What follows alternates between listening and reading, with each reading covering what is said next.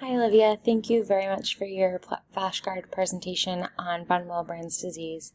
I'm going to be presenting my case presentation on this disorder. So patient EM is a 13-year-old female who presents to the adolescent clinic with heavy menstrual bleeding. Upon collecting more of her history, she states she has gotten frequent nosebleeds at least once a month since she was a kid, each lasting at least 15 minutes, and she sometimes must put tampons in her nostrils to stop the bleeding. EM also states she would bruise easier when playing soccer than her other teammates. She has no past medical or surgical history. She's very physically active with her soccer team and she loves to run.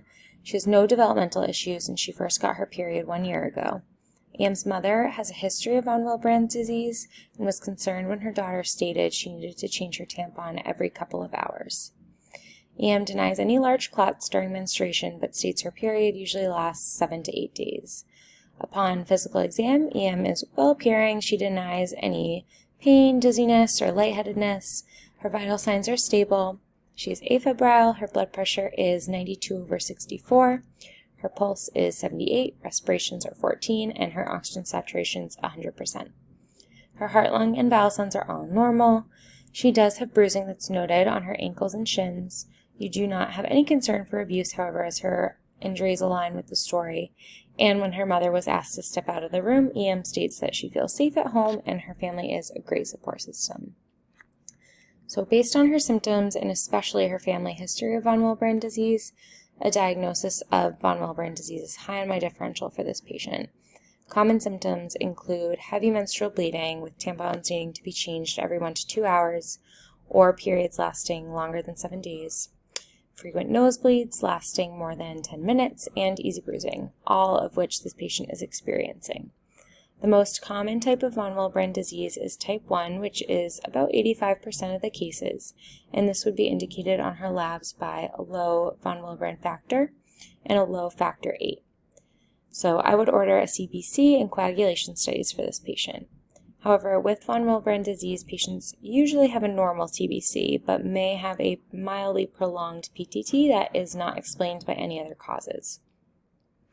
I would also order 3 blood tests that are commonly used for diagnosis of von Willebrand disease, which are von Willebrand factor antigen, von Willebrand factor activity, and factor 8 activity. If the patient's factor 8 level is low, her von Willebrand factor is less than 30%, and because she has a positive family history, this would confirm a diagnosis of type 1 von Willebrand disease. For treatment, I would begin by referring the patient to a hematologist for specific management of this disease. But upon asking EM if her symptoms are interfering with school, sports, or social activities, she answers yes and says it's very frustrating to have to change her tampon every couple hours or even risk bleeding through her pants. She states it's embarrassing when she gets a nosebleed in the middle of soccer practice and she must sit out for 15 minutes. So due to her symptoms affecting her activities of daily living, the recommendation is that she receive von Willebrand factor as well as an antifibrinolytic agent such as EACA, which is epsilon aminocaproic acid.